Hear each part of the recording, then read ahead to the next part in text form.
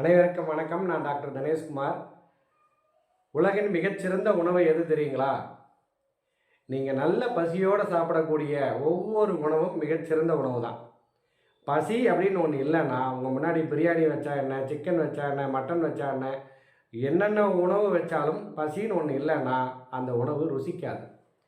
ஒரு உணவை ருசிப்படுத்துவது, ஒரு உணவுக்கு சுவை கூட்டுவது அப்படிங்கிறது உப்பு, புளி, காரம், மிளகாய், மசால் அந்த மாதிரி ஐட்டங்களை விட பசி அப்படிங்கிறது தான் முதன்மையாக நிற்கிது.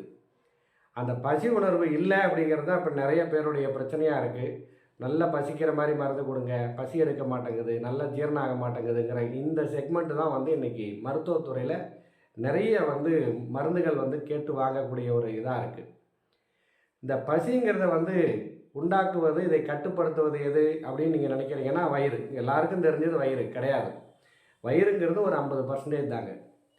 இந்த பசிங்கிற உணர்வை கொடுக்கக்கூடியது, இந்த பசி உணர்வை கட்டுப்படுத்தக்கூடியது அப்படிங்கிறது மூளையில் இருக்கக்கூடிய 2 விஷயங்கள், 2 இடம். ஹைப்போதலாமஸ், செரிப்ரல் கார்டெக்ஸ் அப்படின்னு சொல்லக்கூடிய 2 பகுதிகள் தான் இந்த பசி உணர்வை கட்டுப்படுத்துது. இந்த பசி உணர்வு இல்லை அப்படின்னா அதுக்கு ஒரு பேர் இருக்குது, அனாராக்சியா நெர்வோசா அப்படின்னு சொல்லிட்டு ஒரு பேர் இருக்குது. பசியின்மைக்கு பேர் அனாராக்சியா நெர்வோசா. அப்போ அந்த மூளை இதில் சம்மந்தப்படுறதுனால பசி இல்லாமல் போகிறதுக்கான காரணங்களை ஒரு 3ஆக பிரிக்கலாம். முதல் காரணம் சைக்கலாஜிக்கல் ப்ராப்ளம்.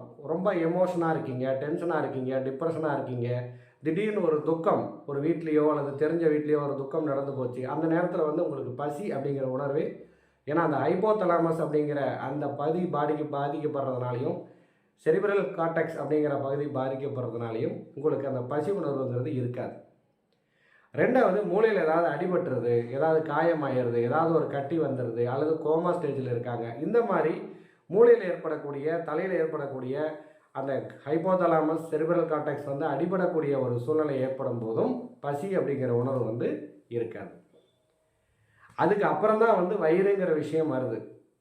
வயிறு சரியில்லை, வயிற்றில் கேஸ்ட்ரைட்டிஸ், வயிற்றில் புண்ணாகி போச்சு, வயிற்றில் கட்டி வந்துருச்சு, வயிற்றில் கேன்சர் வந்துருச்சு, அந்த மாதிரி வயிறு சம்பந்தப்பட்ட வியாதிகளால் பசி இல்லாமல் போயிடும். லிவர், கல்லீரல் வீங்கியிருக்கு, நிறையா ட்ரக்ஸு, ஆல்கஹால் எடுத்து கல்லீரலில் வீக்கம் வந்துருச்சு, சிரோசிஸ் வந்துருச்சு, கல்லீரலில் கொழுப்பு படிஞ்சிருச்சு, உடல் பருமன் இருக்குது, சர்க்கரை வியாதியினால் நிறைய மருந்துகள் எடுக்கிறதுனாலையும் பசி இல்லாமல் போகலாம். ஸோ இதெல்லாம் 3வது. ஸோ எமோஷனல் டிஸ்டர்பன்ஸ்னாலையும் பசி இல்லாமல் போகும், மூளையில் ஏற்படக்கூடிய வியாதிகளாலையும் பசி இல்லாமல் போகும், வயிற்றில் ஏற்படக்கூடிய பிரச்சனைகளாலும் பசி இல்லாமல் போகும். அப்போ சின்ன குழந்தைங்க சாப்பிட மாட்டேங்குது, ஏன் டாக்டர்? எந்த வியாதியும் இல்லை, 1 வயசுலேருந்து 5 வயசு, 6 வயசு, 10 வயசு வரைக்குமே சோறு திங்க மாட்டேங்குதுங்க, சாப்பாடை கண்டா ஓடுதுங்க. ஏன் அப்படின்னா இது சயின்ஸு படி இது நார்மல் தான். ஏன்னா குழந்தைகளை பொறுத்த வரைக்கும் ஒவ்வொரு வயசுலையுமே அந்த சுவை நரம்புகள் ஒவ்வொரு சுவையை கேட்கும், ஒவ்வொரு சுவையை விளக்கும். நல்லா பாலாக குடிச்சிட்டு இருக்கிற குழந்தை பார்த்தீங்கன்னா அடுத்த வருஷம் பால் வேண்டாங்க. ஸ்வீட் சாப்பிட்ற குழந்தை அடுத்த வருஷம் ஸ்வீட் வேண்டாங்க. நெய் சாதம் சாப்பிட்ற குழந்தை அடுத்த வருஷம் நெய் சாதம் வேண்டாங்க. ஸோ அதனுடைய சுவை அப்படிங்கிற உணர்வுகள் மாறிக்கிட்டே இருக்கும். பிரியாணி சாப்பிட்ற குழந்தை பிரியாணி வேணாங்க. சில குழந்தைகள் நல்லா ஸ்பைஸியாக மசாலாவாக இருந்தால் நல்லா சாப்பிடும். ஹோட்டலில் போனால் நல்லா சாப்பிட்றான் டாக்டர், அதே தோசை தான் டாக்டர் வீட்டில் சுட்டு தரன்னு திங்க மாட்டேங்கிறாங்க.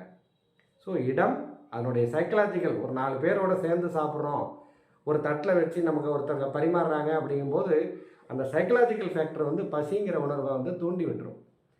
ஸோ இந்த மாதிரி விஷயங்கள் அப்படிங்கிறது சாதாரண விஷயம்தான். பசி எடுக்கலை அப்படிங்கிறது அதாவது ஸ்நாக்ஸும் சாப்பிட மாட்டேங்குது, எதுவுமே சாப்பிட மாட்டேங்குது, சாப்பாடும் சாப்பிட மாட்டேங்குது குழந்தை அப்படின்னா அது வியாதி. ஸ்நாக்ஸ் நல்லா சாப்பிடுது, ஐஸ்கிரீம் நல்லா சாப்பிடுது, சாக்லேட் நல்லா சாப்பிடுது, ஏன்னா இதெல்லாம் நல்ல சுவையோடு இருக்கும். சோறு சாப்பிடணும், நீங்கள் ரசத்தை வச்சுக்கிட்டு, கீரையை கடைஞ்சி வச்சுக்கிட்டு, பருப்பை கடைஞ்சி வச்சுக்கிட்டு, அது கம்மியான டேஸ்ட் தானுங்க, அதனால் சாப்பிட மாட்டேங்குது. இது காமன் தான், எல்லா குழந்தைகளுக்கும் உள்ளது தான். சரி, ஏற்கனவே நான் பசியை தூண்டுறதுக்கு ஹோமியோபதியில் ஆல்ஃபா அப்படின்னு சொல்லக்கூடிய குதிரை மசால்னு ஒரு மருந்தை பற்றி சொல்லியிருந்தேன். இன்னொரு மருந்து சொல்கிறேன், ஏன்னா இந்த மருந்து சைக்கலாஜிக்கல் எஃபெக்ட்னால் வரக்கூடிய பசியின்மைக்கும் சேர்த்து கேட்கும். அவினா சட்டைவா, ஏற்கனவே நான் வீடியோவும் போட்டிருக்கேன். அவினா சட்டைவா ஓட்ஸிலிருந்து தயாரிக்கப்படக்கூடிய ஒரு தாய் திரவம், ஹோமியோபதி தாய் திரவம்.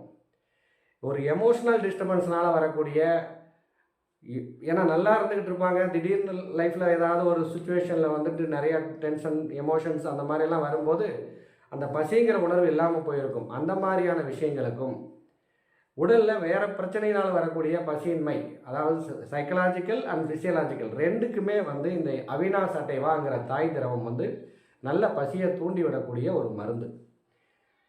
ஹோமியோபதி மருந்து கடையில் வாங்கிக்கலாம். 30 மில்லி 60 மில்லி என்ன அளவு வேணுமோ வாங்கிக்கோங்க. காலை மதியம் இரவு 3 வேளைக்கு 15 சொட்டு 1/4 டம்ளர் வெந்நீரில் அல்லது சாதா தண்ணியில் சாப்பாட்டுக்கு முன்னாடி விட்டு குடிச்சிட்டு வந்தீங்கன்னா இந்த பசியின்மை அப்படிங்கிற விஷயம் வந்து மாறி நல்லா பசி எடுக்க ஆரம்பிச்சிடும், நல்லா ஜீரணம் ஆக ஆரம்பிச்சிடும். ஸோ பசிங்கிறது வெறும் வயிறு சம்மந்தப்பட்ட விஷயம் மட்டும் இல்லைங்க, மூளை சம்மந்தப்பட்டதும் தான். ஏன்னா அதை கண்ட்ரோல் பண்ணுறது மூளை தான். இது ஒரு தகவலாக தெரிஞ்சுக்கோங்க. இந்த மருந்தை பயன்படுத்திக்கோங்க. நன்றி, வணக்கம்.